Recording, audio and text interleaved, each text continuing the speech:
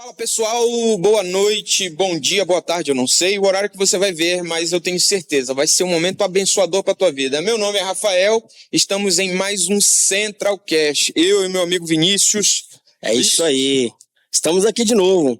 Tá um pouquinho diferente, geralmente você vê o Jade, você vê a Fernanda, você vê uma galera diferente aqui, mas hoje nós estamos aqui na Labuta, vamos entrevistar um pastorzão da nossa comunidade, da nossa igreja, e que privilégio nosso.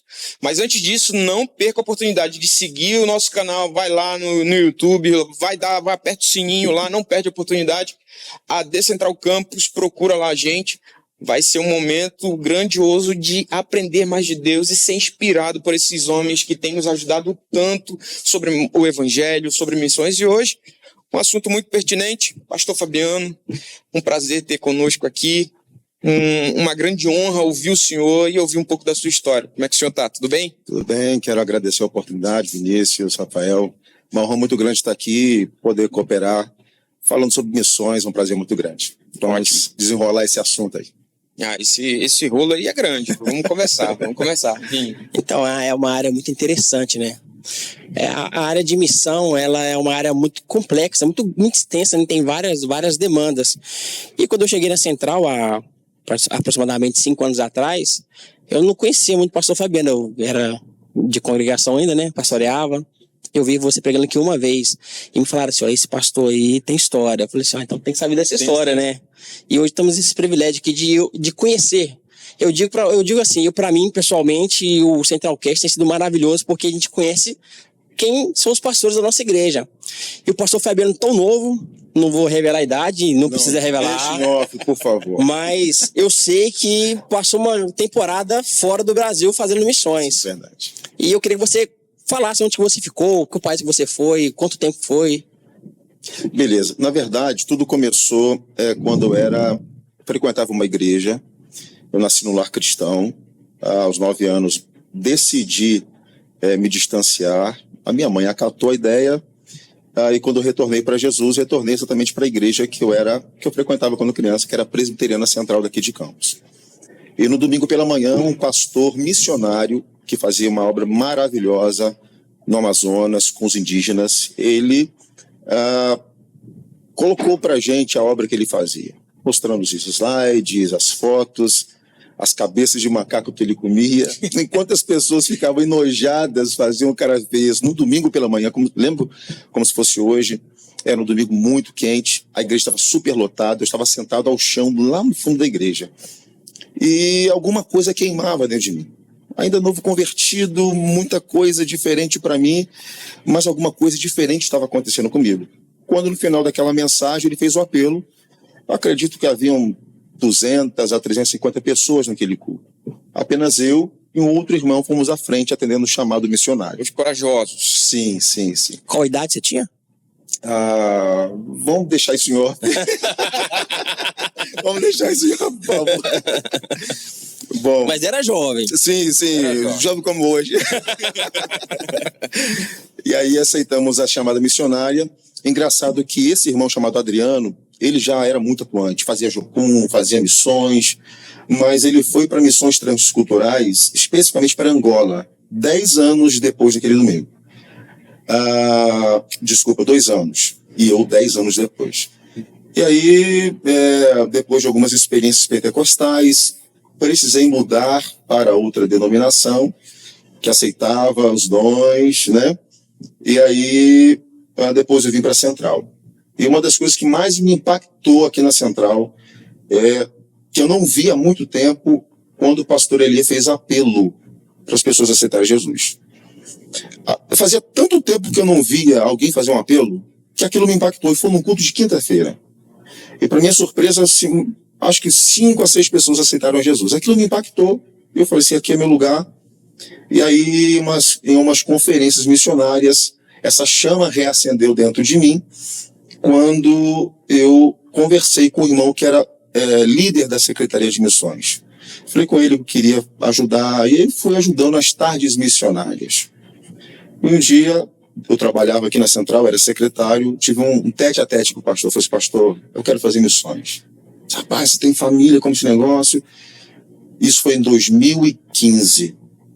2015. Ele falou, faz o seguinte, estou resumindo a história. Você vai pesquisar agências missionárias aqui do Brasil e nós vamos ir conversando. Eu preciso apresentar isso ao ministério. Nós conhecemos o pastor Elias hiper organizado. Sim. Muito, muito sério. Eu preciso apresentar isso ao ministério e vamos conversando e vamos orando. Foi a última colocação. Eu fui fazendo pesquisas de agências missionárias, quando depois da aprovação do ministério, da aprovação dele, claro, e aí achamos conveniente investir na missão Kairos. Isso leva quanto tempo? De 2015 levou quanto tempo até essa decisão de enviá-lo? Foi praticamente um ano. Um ano.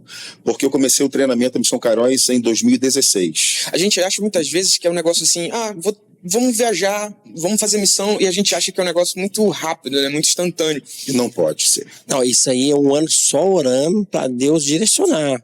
Para a agência. E a agência tem no treinamento. Né? Exatamente. Ficamos um ano no treinamento. A princípio foi um treinamento de 6 meses à distância. A missão enviava as apostilas, fazíamos em casa a avaliação. E depois fomos para São Paulo, para a sede da missão Kairos. A título de curiosidade, pastor, para quem não conhece e está pesquisando sobre o assunto, o que esse treinamento, em poucas palavras, o senhor consegue destrinchar o que é passado, o que é dividido, o que amplia a visão de quem está trabalhando, de quem está sendo treinado para poder ser enviado? O que o senhor consegue falar sobre isso, sobre esse treinamento especificamente? Bom, esse treinamento traz as doutrinas básicas da teologia. Sim. E, sobretudo, missiologia. Né? Então, vai falar sobre teologia sistemática, trindade, salvação, porque o missionário precisa ir com base. Preparar ele para enfrentar o campo. Exatamente. Ele tem que ter uma base doutrinária, uma base teológica para poder chegar lá e enfrentar o que tiver que enfrentar. Com toda certeza, é necessário, porque eu já conheci missionários que se converteram ao Islã por falta de embasamento bíblico, por falta de conhecimento bíblico. Misericórdia. Exatamente. Misericórdia. Exatamente. Então, assim, a ação deles, né, das seitas, é terrível. E se a pessoa não tiver embasamento muito bíblico, persuasivo, né? Nossa, é terrível, é terrível. E aí, em 2016, começamos o treinamento, fomos para São Paulo. Em dezembro de 2016, aí fomos para Cabo Verde, África Ocidental. Ficamos numa ilha chamada São Vicente. E passamos o primeiro Natal lá na África. Foi terrível. Em qual aspecto, pastor, foi terrível? Foi terrível porque era diferente no sentido... Foi família toda? Foi a família toda. O Davi era bem novinho. Eu não vou ficar falando de números, senão vocês vão descobrir minha idade. Davi era muito novinho, muito novinho. A Larissa era muito novinha. É um desafio, né? Muito. Com a família, porque a gente vê missionários que vai sozinho, né? Por exemplo, a Jéssica tá lá no Camboja sozinha, não namora, não casou. E é um desafio. É um desafio, sabe por quê, Vinícius? Porque eu estive liderando um missionário solteiro. Na verdade, ele fez assim, ele tomou um caminho que eu não tomaria. Ele noivou e foi para missões, para depois voltar. Foi um caminho que ele tomou. Então eu vi de perto que os missionários solteiros, eles enfrentam lutas tremendas. Não só ele, mas porque eu liderava uma missionária de Goiânia, uma da Venezuela e esse missionário de São Paulo. Então eles se enfrentavam dificuldades terríveis. E a gente tem também a missionária Laureci, que aí nunca se relacionou. Aí já é uma outra situação. Então, assim, foi difícil passar o Natal lá e o Ano Novo, porque por conta do choque transcultural, era diferente o modo com que eles celebraram o Natal, as comidas, né, algumas coisas, e distante da família. É um preço muito alto. E quando você falou de família, realmente havia assim, uma preocupação, a igreja ficava preocupada. E, poxa, não era para ser diferente. Uma família aí com filhos pequenos para o campo missionário não é fácil. Não é fácil. Tem escola, tem adaptação de cultura. Porque a criança é uma esponja, né? Exatamente. Então a gente imagina, eu vou pensar no meu filho de 6 anos de idade. A gente mora aqui, cresceu aqui. Só de um estado, por exemplo, eu sou mineiro, a gente vai lá em Minas, já é muito diferente para ele. Agora você imagina em um outro país. E tinha um dialeto para se aprender, e era no dia a dia.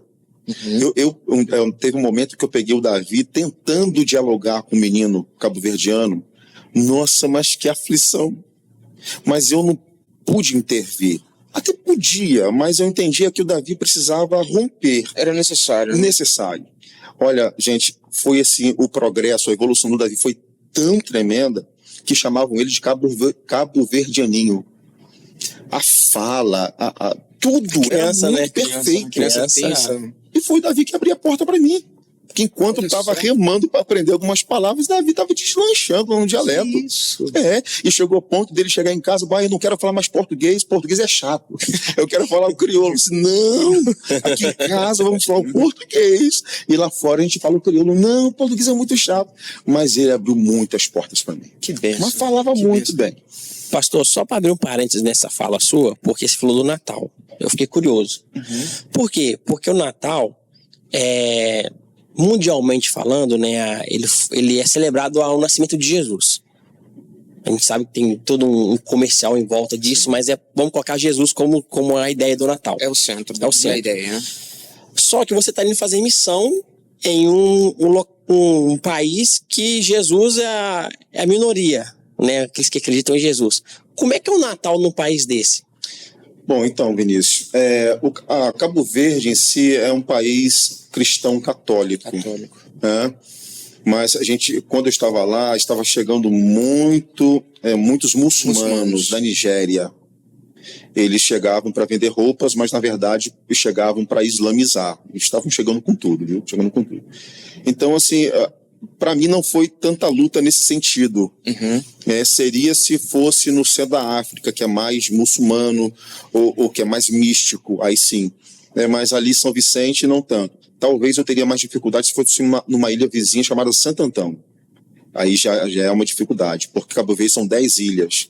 Então a ilha que eu estava era bem mais tranquilo, com respeito a isso, tranquilo. E assim, embora a gente estivesse celebrando o Natal com os missionários, isso aliviou um pouco, mas está distante do Brasil, da família. Coisa, né? É muita coisa. O Natal remete à família, né? Exatamente. Mas foi um período extraordinário de muitas experiências, de muito crescimento, de muita maturidade, de mensagens cristocêntricas. A gente viveu assim, coisas tremendas, formidáveis. Pastor, pegando o gancho nesse sentido e até a questão da palavra, o senhor começa com essa chama ardendo em 2015, um ano de preparo. Eu quero só voltar um pouquinho atrás. A decisão de chegar com a família e falar assim, olha, vamos nos preparar porque a partir de agora a gente está caminhando para um outro país. Como é que o missionário tem que lidar com isso? Qual é o entendimento da família? Como é que ele consegue dar um equilíbrio necessário? Não é uma decisão fácil, né?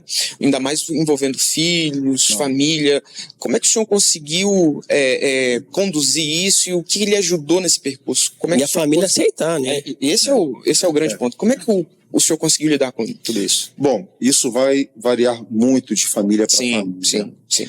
Alguns processos podem ser mais duradouros, outros podem ser mais breves. Eu não tive dificuldades quanto a isso, quanto à concepção e aceitação da minha família, assim, dos familiares, certamente. Meu a Deus! Parentela não... Que loucura, Meu Deus! Foi terrível. Você vai para a África para ser comido por leão. Não, era desse já vê a savana. Era desse nível, gente. Você vai para a África para ser comido por leão. Vai passar fome. Nossa. Levar seu filho para passar fome. Gente, foi terrível. Então tinha que ter muita conversa, tinha que ter muita paciência. Mas não foi fácil, não. E aí voltamos, Davi não foi comido por leão, ficou tudo bem. Qual foi o período que você ficou na África? Qual o período que você ficou lá? Foram 15 meses. A gente foi em dezembro de 2016, voltamos em março de 2018. Um ano longo ou um ano curto? Bom, no início, assim, foi tudo muito especial. Tudo brilhava pra gente, tudo era magnífico. Até porque eu esperei muito para viver aquilo. Mas o choque transcultural ele foi amenizado com esse desejo de estar, mas à medida que fomos caminhando, isso foi se intensificando. Clima, vestuário, alimentação e várias outras coisas. Isso foi impactando muito e negativamente. Então, assim, viver e estar no campo missionário não é fácil. Não é só estar preparado teologicamente, não é só ter chamada, mas é estar bem psicologicamente. E falando de África, a gente enfrenta batalhas espirituais terríveis. Eu senti na pele o que eu ouvia dos missionários, né? Quando eu cheguei nos ares da África, eu senti um peso espiritual terrível. Mas a gente ia avançando, eu tinha um suporte de um líder chamado Pastor Davi, um amor de pessoa. Ele ficava na capital, Praia, ele suportava todos os missionários de todas as ilhas, né? De telefonar, e Era o suporte mesmo de você. suporte. E qual que é esse suporte? O que ele mais supria para você? O que o missionário precisa desse suporte? Em que sentido? Espiritual mesmo? Espiritual, também. Porque, por exemplo, esse pastor Davi era um cara assim, muito carismático, muito alegre, e a visita dele, ele ia nos locais, ele ia nos núcleos das ilhas, e a visita dele era abençoadora demais. Ele vinha sempre com uma palavra direcionada por Deus. Tem uma motivação, Nossa, encorajamento. uma alegria, isso era bom demais. A gente recebia uma injeção de ânimos para seguir a caminhada. E era muito bom, foi muito bom. Pastor, o senhor conseguiu, nesses 15 meses que o senhor passou estritamente em Cabo Verde, ou o senhor conseguiu ir a outros lugares, a outros países da África? Não. Havia um projeto de ir para o Níger, só que esse projeto não foi adiante. Eu tinha que cumprir um determinado tempo, né, em Cabo Verde, embora tenha surgido uma oportunidade de ir em outras ilhas e até em Guiné-Bissau, não pude ir porque a demanda era muito grande. A minha folga era só segunda-feira. Todo dia tinha coisas para fazer. Todo dia tinha visita, era visita no hospital, era visita na cadeia, era evangelização. Nós tínhamos uma igreja sede, e a igreja sede era muito minúscula, mas era a nossa sede, e tínhamos uma congregação. E não tínhamos um obreiro específico para essa congregação, então tínhamos que estar suportando tudo e fazendo, era muito trabalho. Eu ia perguntar justamente isso, qual que é a rotina de um missionário no campo, né?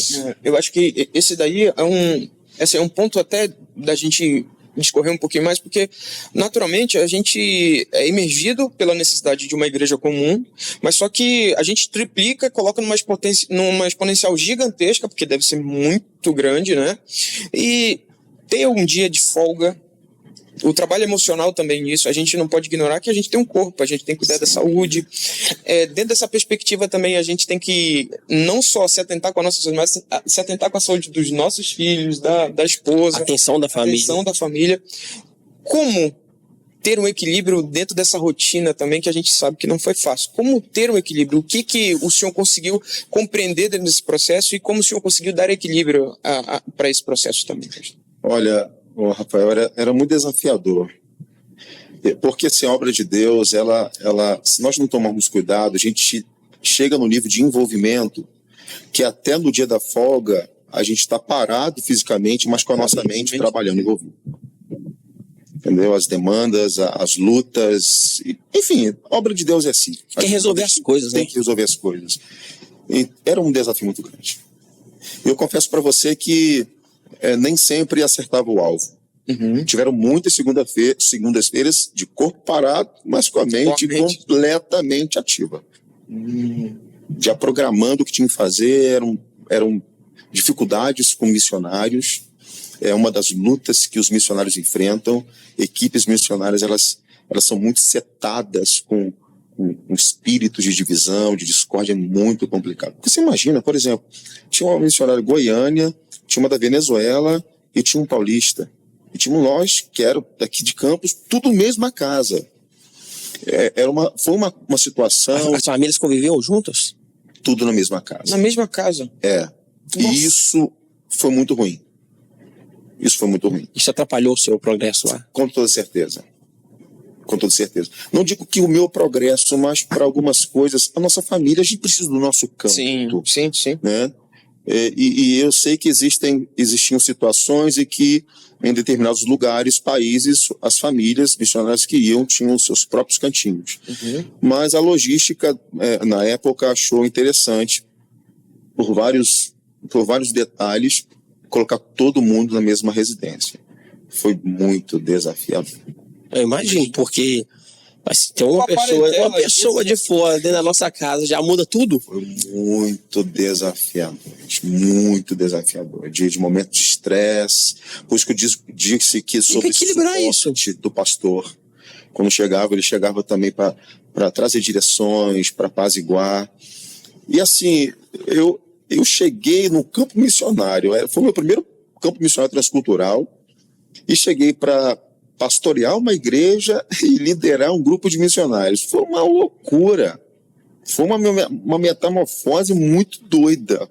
Então, mas eu confesso que, em relação à sua pergunta, algumas vezes eu errei os alvos. É interessante, pastor, que eu costumo dizer isso, né? Nem toda esposa de pastor é pastora. No seu caso, nem todo missionário, a esposa vai ser missionária. Uhum. Você convivendo em uma casa, todo mundo junto, né? Com missionários. A sua esposa tinha essa vocação missionária ou não? Ela só estava te acompanhando? Sim, sim. E também, além disso tudo, nós tínhamos que... Gente, foi desafiador. Foi desafiador demais.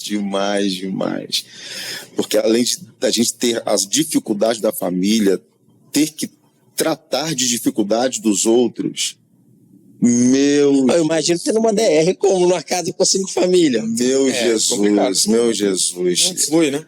Não flui. Eu tive uma experiência assim, com problema de caráter, de mau caráter. Nós tínhamos uma missionária que eu tenho que tomar cuidado com o que eu vou falar aqui, né? Não fala nome. Então vou tomar muito cuidado com o que eu vou falar aqui. E essa pessoa, nós tínhamos reuniões toda segunda-feira, com ata, tudo certinho, para a gente organizar. Segunda-feira não, era terça-feira, porque segunda-feira era a nossa folga. E aí ela ia contra o que falava. Ela dizia coisas e nós acordávamos via ata, mas durante a semana ela, eu não falei isso. Não, mas minha irmã, a mãe falou, nós registramos, a irmã assinou. Então foram situações tão difíceis que trouxe de sabores para a gente. E foi uma das minhas lutas que eu tive. Eu falei, Senhor, eu saí do Brasil para chegar aqui na África para ter problema com missionário. Foi preparado para enfrentar o campo. Poxa, eu pensei que ia ter problema com situações locais, um país, né? Mas com missionário, gente, mas eu sofri com isso. Foi uma luta muito grande. Eu não orei por aquilo que eu vou falar aqui agora. E muita dissensão, muita discórdia, e nada fluía na igreja. Nós trabalhávamos muito, como falei. Menos segunda, mas todo de terça. Bom. Sábado tínhamos um trabalho evangelístico infantil tremendo, mas nada fluía. E a Bíblia diz que um reino dividido não subsiste. Meu irmão, do nada essa pessoa passa a ter uma enfermidade próxima aqui ao pescoço e ela precisou vir ao Brasil, voltar ao Brasil. Foi como um cordão que estourou. Foi ela regressar e como um céu de bronze tivesse rompido sobre nós. Mas quanta coisa nós passamos a viver a partir daquele momento, a partir da partida daquela missionária. Quanta coisa grande de salvação, de cura, se me permitir, eu quero contar um dos milagres que vivemos lá. Toda terça-feira à tarde nós íamos. Terça-feira de manhã era reunião, né, com os missionários, e à tarde era visita ao hospital. E teve uma vez que eu fui fazer a visita no hospital e eu gostava de ir no primeiro andar. Mas naquela terça eu fui no último andar. Eu fui no último andar e cheguei no corredor e primeiro quarto à esquerda. Eu entrei e a primeira pessoa que visualizei estava numa cama, uma senhora, uma jovem senhora muito abatida, extremamente abatida. Quanto tempo o senhor já estava na África nesse período? Aproximadamente 8 meses. Então já tinha uma certa experiência, mas em 8 meses estava tendo que lidar com essas dissensões, essas dificuldades com a equipe. Exatamente. Sim. E aí fomos nesse hospital, abordei essa senhora que estava muito abatida e sobre a cama estava uma criança, aproximadamente de entre 5 a 7 anos. Conversei com ela e ela falou comigo que essa criança tinha caído da casa de cabeça no chão. Misericórdia. Aquela criança estava em coma. E ela falou o seguinte: Ela falou, Senhor, aí eu ainda não tinha me identificado como pastor na época. Eu falei assim, Senhor, o médico disse que se meu filho sair do coma, eu vou precisar comprar uma cadeira de rodas, porque o meu filho vai ficar paralítico. Eu fui ouvi, orei por ela. Eu falei para ela, olha só, eu sou um missionário. E comecei pregando Jesus para ela. E falei do Jesus que cura, do Jesus que faz. Eu falei para ela, você pode não saber o que é orar. E orar é pedir a Deus, é falar com Deus. Eu posso falar com Deus sobre o seu filho para ele ser curado? A senhora acredita? Ela, eu acredito. Orei pela criança e levei essa demanda para a igreja. Eu falei assim, gente, tive uma experiência diferente no hospital hoje.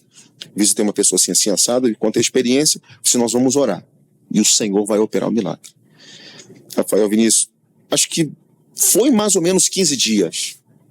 Voltei ao hospital, a criança já estava de alta.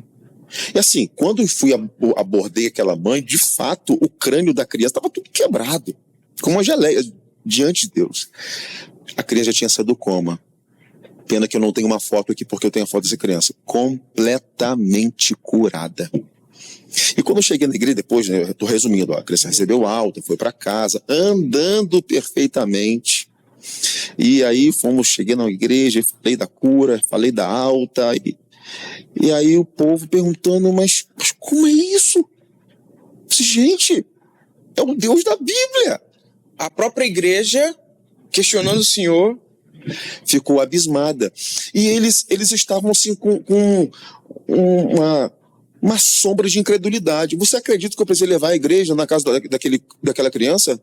Pastor, precisei levar a igreja. Era uma igreja pequena, mas levei. Sim. Ficava próximo à nossa congregação, num lugarzinho chamado Horta Seca. Levei lá e o povo, quando olhou a criança, ficou apavorado. Gente, esse é o Deus da Bíblia. É o Deus que responde orações. E essas pessoas já estavam frequentando, já estavam ouvindo a palavra. Já eram pessoas batizadas, membros da igreja.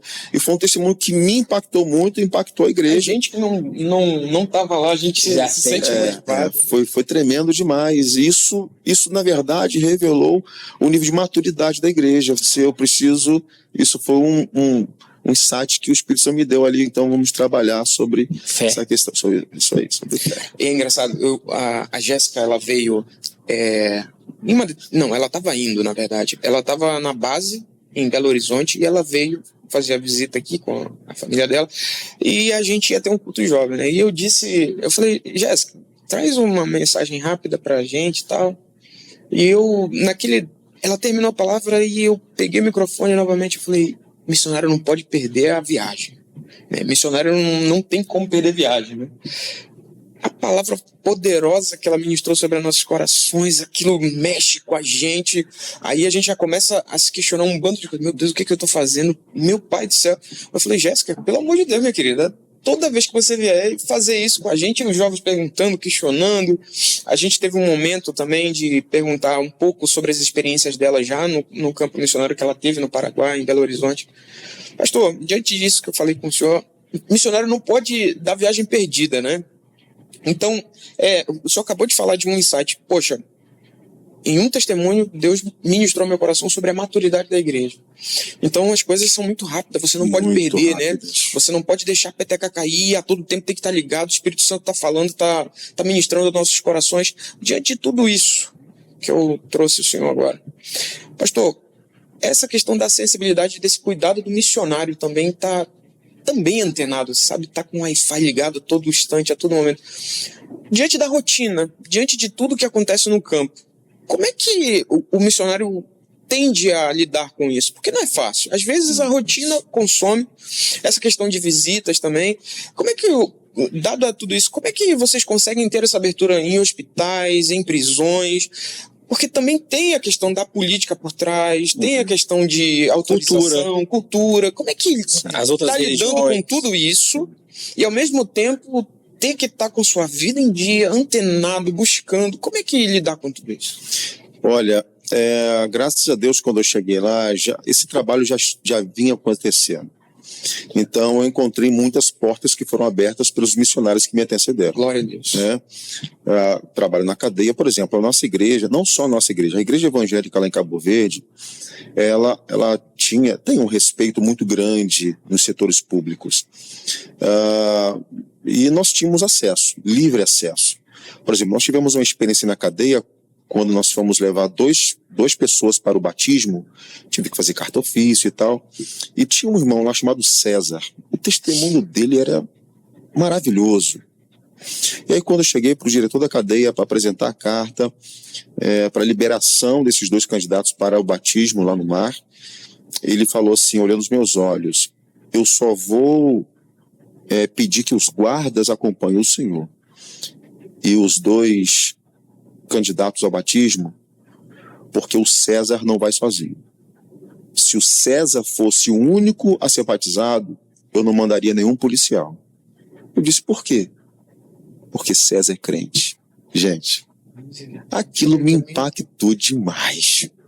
Para um diretor da cadeia falar que não mandaria guarda, porque o testemunho do cara, isso sim... Ele converteu na cadeia. Se converteu na cadeia. Olha só. E o trabalho na cadeia é desafiador, porque todo dia tinha uma seita, uma religião, enfim, fazendo um trabalho lá. Nossa, ainda tinha que disputar espaço. Exatamente. Então, peraí. Você falou isso aí, já é interessante, já puxou outro assunto. Olha só. Então, da mesma forma que nós, a igreja cristã, está enviando missionários, outras religiões também enviam missionários. Tem as suas... Sim, tinham os núcleos deles lá. Testemunho de Jeová, enfim, os adventistas faziam trabalho aos sábados e eu tinha outras... Islã faz. Também. E tem essa abertura também. Também. Pastor. Também. E a sala que nós fazíamos trabalho era uma sala muito grande. E super lotava. E também levava a igreja lá, né? Levava a igreja, a gente cantava hinos e mensagem evangelística. Era tremendo, cara. Era muito forte. Porque o trabalho na cadeia é um dinamismo diferente. Não pode orar de olho fechado, não pode cantar de olho... Tem que estar ligado em todo momento. Porque acontecem possessões e o negócio lá é pesado. Então, se tratando desse ambiente espiritual, quando a gente fala da África, sempre fala da magia negra, né? A cultura. Como é que é isso? Isso é notável, é visível? Toda vez que eu escuto alguma história de algum missionário ou algum outro podcast, pessoas que foram lá, falam desse ambiente espiritual. Como é que foi isso para você? O ambiente espiritual é muito pesado na África. Eu, particularmente, não vi nada de magia negra aonde eu estava. Mas a Laurici, com certeza. Eu já ouvi algumas coisas dela. Ela realmente abre algumas experiências. Isso. A Laurici foi minha incentivadora para ir para missões. Eu vivi na casa de Laurici para me contar experiências e o que fazer, o que não fazer, por qual caminho percorrer. Laurici viveu muitas experiências assim. Então, assim, centro da África, o negócio pega violento, é pesado. Então você pegou uma parte boa. Pesadas, finalmente, mas sem magia negra. Peguei mais de boa. O peso espiritual é terrível, mas não via magia negra. Porque a gente já vi vídeo na internet, você já viu, sim. Tem magos que andam flutuando. Não, é terrível. O negócio é loucura, né? Pesado. Agora você falou a questão da sensibilidade, isso é muito importante, porque assim, embora em alguns momentos haviam discórdias entre a gente tinha a ciência de que éramos maduros o suficientes, adultos, para a gente trazer paz ao ambiente. E nós tínhamos o nosso momento de consagração, de busca. Toda semana um era escalado para jejuar, então nós tínhamos essa pegada. A gente não foi consciente, né? Exatamente, a gente não deixava a chama se apagar, porque era pegada, era batalha. Porque as pessoas confundem, elas acham que pelo fato de estarem fazendo a obra, meio que, poxa, eu já tô aqui, eu já tô fazendo a obra, sabe? Eu já tô envolvido, eu já tô suando a camisa, então a questão de consagrar, a questão de orar, as pessoas meio que ignoram pelo fato de já estarem sendo ativistas, trabalhando na obra, não há essa necessidade. E a gente se engana, cai completamente. Né? A palavra de Deus fala sobre isso. Né? E essa questão da sensibilidade, desculpe te cortando, eu tive uma experiência na congregação. A princípio, quando eu cheguei lá, era tudo numa casa. Alugaram um quarto, né? Só que do outro lado tinha um quarto, tinha um corredor e tinham 2 quartos. Só que dentro desses 2 quartos moravam famílias que não tinham nada a ver com a igreja. E a casa de banho, que para nós é o banheiro, ficava nos fundos. Então, de vez em quando estava cultuando, passava alguém enrolado na toalha. Eu disse, não, gente, aqui não dá. Não dá pra ficar aqui, não, gente. Não, peraí, pastor. Isso era onde que era a igreja. Né? O ambiente do culto. Porque tinha igreja e tinha duas portas e janela. Mas lá é comum isso, alugar dessa forma? Porque você falou, é uma outra cultura. Aqui, você vai a igreja, pega uma loja. Lá não, a pessoa aluga um quarto para uma determinada coisa e mora em outros dois. É assim mesmo. Todos. Desse jeito. Quando não tinha briga. Meu irmão, aí a gente tinha que aumentar o glória, aumentar o aleluia, porque tinha gente lá. Gente, o negócio era terrível. Eu falei assim, gente. Eu falei com os missionários, chega. Acho que, deixa eu falar aqui, acho que cultuei com eles lá 3 meses naquela casa. Eu disse, não, outro lugar. Não passa nem pela minha cabeça, não, imagina foi isso. muito louco, muito louco. Aí arrumamos um lugarzinho lá, era menor, mas bonitinho, pintado. Olha, ficamos uns 5 meses lá. Não entrava uma vida. Disse, meu Deus, o que está acontecendo, gente? De culto. Nada. Aí teve uma vez que me veio esse negócio na cabeça para apanhar as cadeiras e botar lá fora, na frente da igreja. Só isso. Apanhamos os bancos da igreja, colocamos na frente da igreja e começamos cultuando. Aparece 1, aparece 2, 3. Foi um culto evangelístico tremendo. Acho que deu 21, 22 pessoas naquela noite. Estávamos há 5 meses. Pastor. Sem um visitante, nenhuma criança. Mas o que isso não atribui? O fato. A direção do Senhor. Por que eles não entravam na igreja e do lado se deles não irem, a é. resistência do povo com respeito à igreja. Mesmo? Eu não sei se antes da gente aconteceu algum evento em que Tem coisa naquele local. Isso, alguma resistência. É comum isso. Um missionário vai e faz alguma besteira lá e suja, né? Acaba manchando aquele local ali. Aí você chega para consertar isso, né? Colocamos lá 21 pessoas, 22 pessoas, e ali foi tão de Deus que naquela obra, naquele trabalho evangelístico, várias pessoas aceitaram Jesus. Só que o que me chamou a atenção foi uma senhora, Maria José. Me lembro como se fosse hoje. Maria José. Eu orei por todos, mas depois ela se aproximou de mim e disse assim, eu quero conhecer Jesus. Olha, eu falei assim, isso é diferente de tudo que eu já vi aqui. Porque já estou um tempo aqui, eu só não sei quanto tempo já estava. E nunca tinha ouvido aquilo. Gente, foi tão lindo o que Jesus fez. Foi tão lindo. Todo domingo à tarde eu estava na casa daquela senhora para discipular. Todo domingo à tarde. A casa dela virou um centro evangelístico. Porque ela chamava todo mundo para a casa dela. Gente, foi lindo demais. A filha dela tinha um problema com prostituição seríssimo. Jesus libertou a filha dela, se transformou líder da juventude. O menino também foi liberto, participava dos adolescentes. Essa senhora, quando eu voltei da África para o Brasil, ficou como líder, né? Liderança lá da União Feminina. Gente, foi coisa linda. E todo domingo à tarde tinha gente diferente. Domingo à tarde tinha gente diferente. Então foi assim foi uma experiência tremenda e se a gente não tivesse nessa pegada de busca para não ter essa direção de Deus, talvez eu continuaria lá dentro da igreja e sem uma viva. Qual que é o maior desafio? Como é que é essa recepção das pessoas? Eu perguntei lá no início, né, do podcast, da gravação, sobre o dia a dia do missionário. Porque assim, a gente que não está no campo, a gente que não tem essa experiência, fica tentando imaginar. Será que vai batendo porta em porta, falando da palavra de Deus? Como é que é isso? E como é que as pessoas aceitam, recebem a palavra de Deus? Bom, então, vai depender muito do trabalho que está sendo feito ou que será feito. Se já existe um trabalho alocado no lugar, um missionário que está recente, ele vai passar por um processo de handover, né? A pessoa vai estar passando informações, ele vai estar se acostumando com o clima, com o fuso horário, ele vai estar conhecendo, até que ele se sinta à vontade de sair e começar a ver, né, os locais que ele pode ir, os locais que ele não pode ir. É um processo. É um processo. Então, uma adaptação, né? Exatamente. Como evangelizar, porque cada lugar tem uma estratégia, Há muitos anos, teve um missionário aqui na igreja, muitos anos, ele fez missões na Bolívia, enfim, foi em algum país aqui da América do Sul, e o Senhor deu a estratégia dele para ele evangelizar as crianças fazendo pipa. Pipa.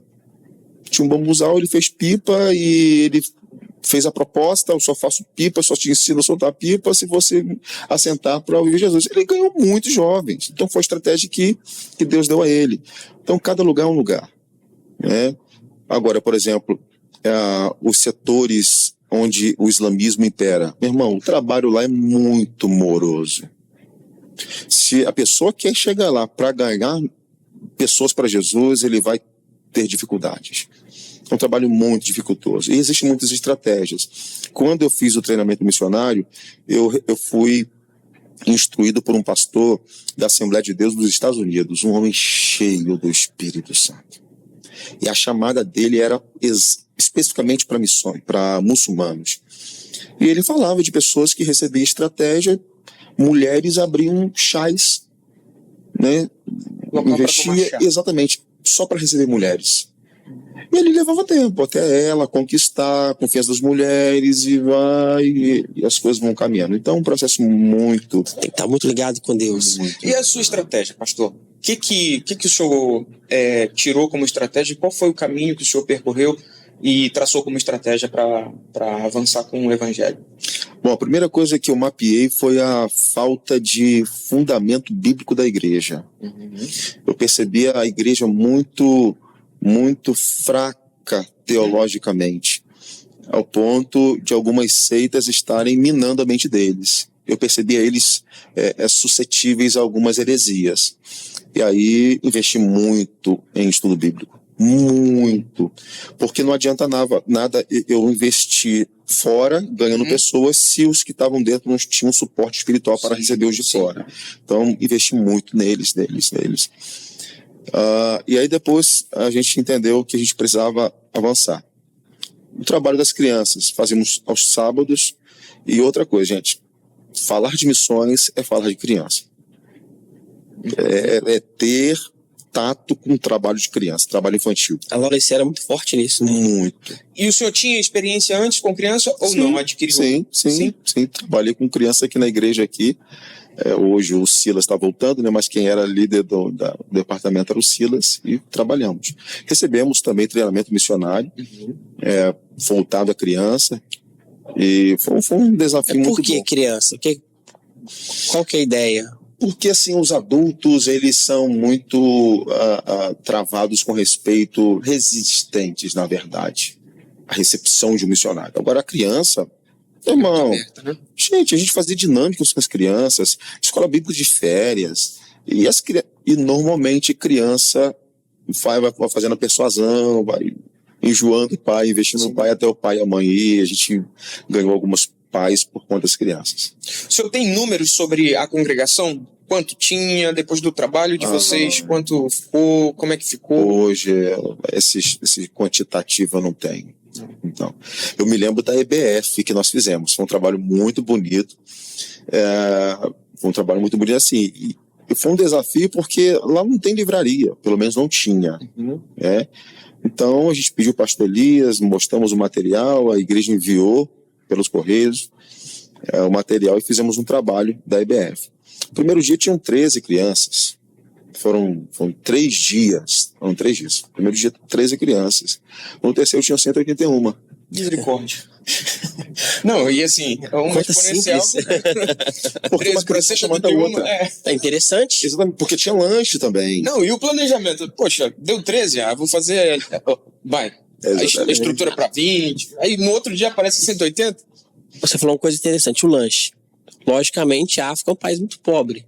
Então a questão alimentar é algo muito forte lá. Como é que era isso? Você tinha recurso, a igreja enviava recurso para poder fazer lanche? A igreja não sustentava integralmente. O pastor Elias, a central, é muito séria com respeito a isso.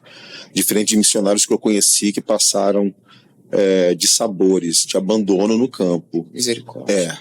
Eu conheci missionários que foram abandonados no campo porque a situação financeira na igreja ficou ruim e estourou lá no missionário. Eu conheci E é incrível, né? O pastor, ele salienta muito isso. A gente fechou um compromisso com o missionário, independente da condição ou o que aconteça, a gente vai arcar com as nossas obrigações. E é exatamente isso, é incrível também, que a partir do momento em que as coisas ficam difíceis para determinadas igrejas, a primeira coisa que corta é, vamos cortar a missão, vamos cortar ajuda, vamos cortar aquilo. Embora eu também, aqui num culto, eu não me recordo quem, uma palavra que isso não sai da minha cabeça, olha, as coisas estavam difíceis na igreja, foi um pastor que trouxe uma ministração e no meio da ministração ele abriu isso eu não me recordo quem, mas isso ficou dentro de mim. Ele falou assim, a gente foi abrir um determinado trabalho, foi fazer uma determinada atividade, as coisas não fluíam, a gente não tinha recurso, aí ele, quer saber? Vamos investir em missão. A gente investiu em missões, as coisas aconteceram, abriram. E é bem verdade, né, pastor? É verdade. Agora eu entendo o porquê nós temos tudo isso, né? O porquê nós conseguimos tudo isso, né? A gente investe em missões e é algo do coração do Senhor. A gente vê que a Central é uma igreja muito próspera por conta dessa visão missionária. Havia uma faixa aqui na igreja, e essa faixa ficou por muitos anos ali, que missões se faz com os pés dos que vão, dos joelhos dos que oram e com as mãos dos que contribuem. Ou seja, com a visão que o pastor recebeu de Deus, a igreja comprou essa visão. A Central é uma igreja muito generosa. É uma igreja que investe. E isso só vai refletindo. Gente, nós vamos fazer 25 anos esse ano e quão prósperos somos. Né? Que Deus seja louvado por isso. Fabiano, pastor Fabiano, é questão de missionário hoje. Eu toda vez que eu gravo podcast, eu falo isso. Ficou marcado já, né? Que eu não nasci na Assembleia de Deus. E a gente vê que a Assembleia de Deus tem essa pegada missionária, a raiz da Assembleia de Deus. Mas coisa que não está em outras denominações. Como que você vê hoje, em questão a missões? Você observa que hoje há menos investimento em missões, há menos interesse das pessoas em ir por campo missionário? Porque, igual você falou antigamente, quando você era criança e ouviu uma palavra lá, deu no seu coração você mais um e foi lá na frente. Eu acho que quando faz um apelo desse aqui, eu vou falar da igreja, não sei se vai alguém. Hoje eu não vejo, pelo menos eu não sinto nos jovens de hoje esse interesse em fazer missões. Hoje, até porque também a cultura nossa hoje é o quê? Você estudar, ir para o campo de trabalho, crescer profissionalmente, financeiramente. E não se fala muito nisso. Até os pais também têm privado os filhos, né? Uma época minha cunhada queria fazer missões. Ela, adolescente, ainda queria ser missionária, mas a minha sogra não queria. Por que não? Você tem que estudar, você tem que crescer na vida. Como é que você enxerga isso hoje? Você vê que essa demanda diminuiu, tem menos missionários no campo, tem menos investimento. Como que você vê isso hoje? Nossa, Vinícius, você tocou num assunto aí muito pertinente. Vamos lá. Eu vejo que a igreja passou por fases. Desde a igreja primitiva até hoje, ela oscilou muito. E eu vejo que a igreja ainda deixa a desejar. A igreja brasileira. Salvo exceções, é claro. Sim. Claro que tem igrejas que abraçam missões, que vivem missões. Mas, de modo geral, a igreja ela deixa a desejar.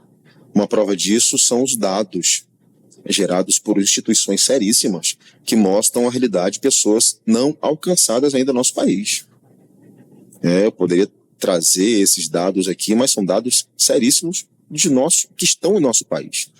Isso é fruto de uma igreja que precisa investir mais. Por exemplo, existe um dado aí que 1% da igreja sabe o que é igreja perseguida. E um dia eu fiz um teste, enquanto eu estava pastoreando uma igreja, eu perguntei, quem sabe o que é igreja perseguida? Aí levantou pouquíssimas mãos. Eu falei assim, então esse número talvez não seja exato, mas se aproxima demais. Então, Vinícius, eu vejo assim, que a igreja precisa, a liderança da igreja brasileira, ela precisa ser despertada. E eu creio que está acontecendo um movimento para isso. Porque é obra de Deus. Missões é coisa de Deus. E o Senhor não vai permitir que esta obra, que é dele, permaneça num estado morno. Então ele está despertando. Por exemplo, O pastor Elias me deu a honra de falar num sábado aí, na coordenadoria, aos pastores. Eu estava lá. E o que ardeu no meu coração foi missões. Foi missões. O que eu falei foi exatamente coisas da realidade, missões. E surgiu um fruto. Um pastor da nossa cidade abordou o pastor, querendo saber um pouco mais de missões e tal. Fomos lá e hoje ele está investindo em missões. Esse ponto é muito interessante, porque eu estava lá nessa coordenadoria, nessa reunião, e eu percebi que os próprios pastores não têm informações suficientes sobre missões. Ou seja, até os pastores que dirigem a igreja não sabem como investir em missões. Exatamente. Então, esse pastor me convidou, meu pastor Elias intermediou tudo isso, fui lá, falei de missões para a igreja, e esse pastor já estava aberto, desejoso em querer investir em missões. Eu falei, gente, ele falou assim, pastor Fabiano, eu sou... Isso aí, ó, a minha igreja é muito pequena, mas eu quero fazer alguma coisa por missões. Mostrei a ele os caminhos, como investir, o que investir, e mostrei as formas, e ele está aí já fazendo a obra. Então, o que você falou aí, infelizmente, é uma realidade. Existem pessoas porque, vou falar uma coisa para você. Teve um dia que eu fiz um curso de missões para atender crianças de rua, aqui na cidade, numa igreja histórica. E foi um mês. Curso fenomenal, patrocinado pela Jocum. Teve a formatura. E a formatura foi num culto durante a semana. Estávamos lá, eu e os colegas, quando o pastor assumiu a tribuna e avisou, gente, ó, nós vamos fazer desse culto aqui um culto de ação de graças, por conta dos formandos aqui, e falou de missões. E os irmãos concordam? Aí eu ouvi um amém muito xoxo. E automaticamente eu vi pessoas se levantando e indo embora. Porque, gente, missões em alguns lugares se transformou num assunto desinteressante. Meu Deus. As pessoas têm buscado muito o seu eu, né? Vai pra igreja, querendo a bênção do Senhor sobre a vida dela, sobre a família dela. E não tem se preocupado com o lado de fora. Que nós fomos chamados para isso, né? Exatamente. Ir de pregar o evangelho, eu digo que não é nem mais um chamado, é um mandamento de Deus para nós. E outra coisa, essa questão de missões, às vezes a pessoa, talvez por falta de conhecimento, não sei qual o motivo, mas acaba reportando ou colocando sobre alguém uma responsabilidade que é nossa. É nossa igreja. Nós, como igreja, temos a responsabilidade de evangelizar, né, de pregar o evangelho. Paulo falou para Timóteo, faça a obra como de um evangelista. Então nós precisamos ter esse conhecimento, essa ciência de que nós precisamos fazer. E eu creio, né, nessa onda de despertamento que há de acontecer em nosso país. Você acha que falta uma estrutura que seja física para poder levar esse conhecimento para essas igrejas? Por exemplo, vamos colocar na nossa cidade. Nessa reunião da coordenadoria, eu estava lá e você pregou sobre missões e o pastor Elias se colocou à disposição para aqueles pastores que não tinham conhecimento, porque às vezes, já até abrindo aqui para os pastores que estão ouvindo, não sabe como investir. Uhum. Mas às vezes você não precisa sustentar um missionário integralmente, porque a igreja não tem recurso para isso. Mas você pode ser participante de um missionário. Isso. Então, de repente, a igreja pode participar com 400, com 500 reais, já é o suficiente para poder ajudar o missionário que está lá fora. Uhum. Mas ninguém tem esse conhecimento. Você acha que falta uma base, uma estrutura que poderia fornecer esse conhecimento para esses pastores? Olha, Vinícius, com o advento da internet, tudo é acessível. Tem esse lado também. Então, se o coração de um líder queima por missões, é no acesso que ele vai encontrar todas as informações necessárias. Não tem desculpa mais. Não tem desculpa. Hoje é a proatividade e a atividade da igreja, né? Como você bem falou, né? Se a gente for para a Bíblia, a gente vai ver um direcionamento específico de Deus, o próprio Jesus falando especificamente sobre missões. No tempo dele, ele enviava os próprios discípulos, olha, vão essas regiões, preguem, falem sobre o evangelho, sobre tudo que vocês têm aprendido. E isso, se Jesus, quando veio à Terra, fez isso, deixou claro como fazer, ensinou e disse que era para fazer. O maior missionário. Não tem para onde correr. Eu acho que sim, eu acho que é muito a questão de colocar a mão no arado e, de fato, parar de olhar para trás. Eu acho que essa é a sensibilidade da igreja brasileira, que a gente muitas vezes lança a mão no arado, se compromete, mas se compromete e se não der certo? Vamos olhar aqui, não é bem assim. Então é aquele olhar, botar a mão no arado e tá todo o tempo com um retrovisor olhando para trás, olhando para trás. Não dá. Pastor, a gente prosseguindo para o término, e aqui eu queria que o senhor tentasse de uma forma sutil, mas eu sei que é muita experiência, é muita coisa que aconteceu em 15 meses, mas se o senhor pudesse resumir essa experiência de 15 meses na missão na África, como o senhor poderia resumir? Em poucas palavras, o que o senhor conseguiria falar sobre essa experiência? Essa é o nosso ponto de partida, caminhando para o final. E depois, deixe uma palavra para o coração desse jovem, para o coração dessa irmã, desse irmão, que porventura esteja na condição de, poxa, eu queria, mas eu estou em dúvida, eu não tenho tanta certeza assim. Qual a mensagem que o senhor deixaria para essa pessoa? Olha, Rafael, não sei se eu entendi muito bem a sua pergunta, mas vou tentar respondê-la. Missões é resultado de um relacionamento com Jesus. É impossível se relacionar com Jesus e não ter esse DNA implantado em nós. Impossível não ter essas características. Ou eu assumo essa identidade, as bênçãos que essa intimidade atrai ou traz, ou eu vou viver com justificativas, colocando as minhas desculpas, os meus sonhos, e essa questão de missões é exatamente viver essa intimidade com Jesus. Teve uma missionária que teve uma experiência que disse que foi para missões, e alguém perguntou para ela, mas como que foi? Você ouviu a voz de Deus? Apareceu um anjo? Como que foi? Ela, não. Eu li a Bíblia, e lá está escrito, ide por todo mundo. E fui. E simplesmente assim.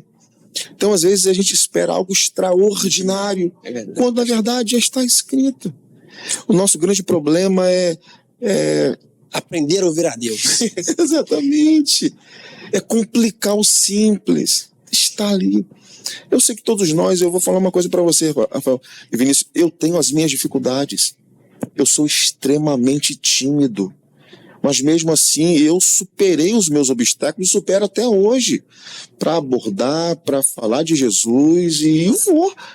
Porque se eu for ficar olhando para os meus bloqueios, eu não vou cumprir o chamado, e é um privilégio. Privilégio esse que os anjos desejam. E eu quero abraçar, e abracei essa situação.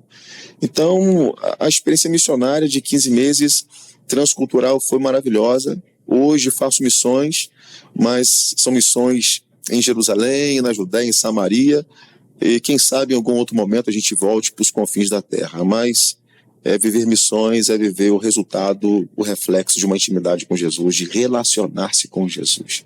É impossível você ter de Jesus e não falar dele. Vai sair, alguém vai notar. Billy Graham disse que se Jesus estiver na sua casa, os seus vizinhos saberão. Então, ter Deus é testemunhar sobre ele. Então, não sei se te respondi. Eu compreendi muito bem, pastor. Eu entendi que o fruto dessa experiência é, de fato, a intimidade, o relacionamento que você tem com Deus. Não tem como alguém ser íntimo de Deus e querer ficar para si, né? Então, deu para compreender, sim. E é em cima dessas palavras que eu quero te incentivar a cultivar o seu relacionamento com Deus. O pastor Fabiano foi chamado para a missão, mas provavelmente você não vai ser chamado para a missão. Provavelmente você vai atender uma outra demanda que a Igreja de Cristo tem. Mas que a gente possa estar com os nossos corações sensíveis, né? Que a gente possa estar em contato direto com esse relacionamento que nós temos que cultivar a todo tempo, a cada momento, para que de fato Deus abra a nossa visão, amplie as nossas visões, né? Para que a gente possa enxergar e cumprir com o seu propósito, de acordo com princípios, e de fato cumprir a grande comissão, que é pregar o evangelho a toda criatura. Rafael, só queria fazer uma última pergunta ao pastor Fabiano. Diz aí. Com poucas palavras, quem era o pastor Fabiano antes da missão transcultural e depois desses 15 meses? Nossa, é um cara transformado. Não tem como viver uma experiência como essa e não ter a cabeça mudada. Muda muito a nossa visão, o tato, os valores, né? Por exemplo, aqui chegamos no Hortifruti, encontramos frutas, legumes limpos, e quando eu cheguei lá, enfrentei cada situação a nível de comida, que eu falei assim, gente, a gente tem tanto lá no Brasil, a gente tem abundância, e então a gente aprende muito, e é impossível não mudar, impossível não transformar, e para melhor, tá? Porque a Bíblia diz que sobre o bom combate, né, Paulo? Combate o bom combate, o combate é bom. Tem combate, mas o bom combate é bom. Ótimo. Gente, mais um podcast, mais um momento de aprofundamento nas experiências desses homens de Deus que dedicaram sua vida a pregar o Evangelho. E aqui o Centralcast está sendo uma grande oportunidade de você abraçar, de você conseguir compreender. Provavelmente você pode estar cheio de dúvidas. Está aí mais uma experiência que você pode tirar para sua vida, mais uma oportunidade de aprendizado. Então não perca a oportunidade.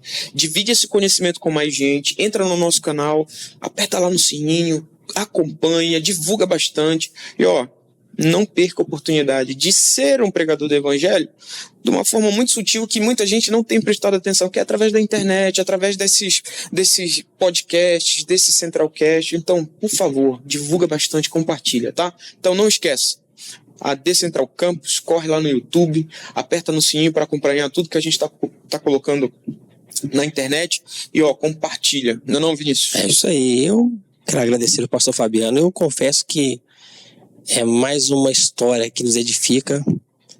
Fico muito feliz, né, em poder estar aqui compartilhando esse momento. E assim, eu fiquei cheio de pergunta ainda, né? Eu acho que o tempo depois pode fazer a parte 2. Então, bora. Porque é maravilhoso quando a gente ouve, né, histórias que nos edificam.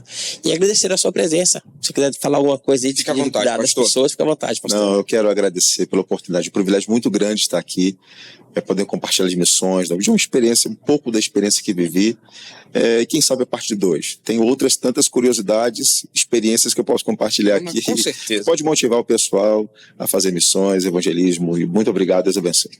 É isso Valeu, aí. gente. Tchau, tchau.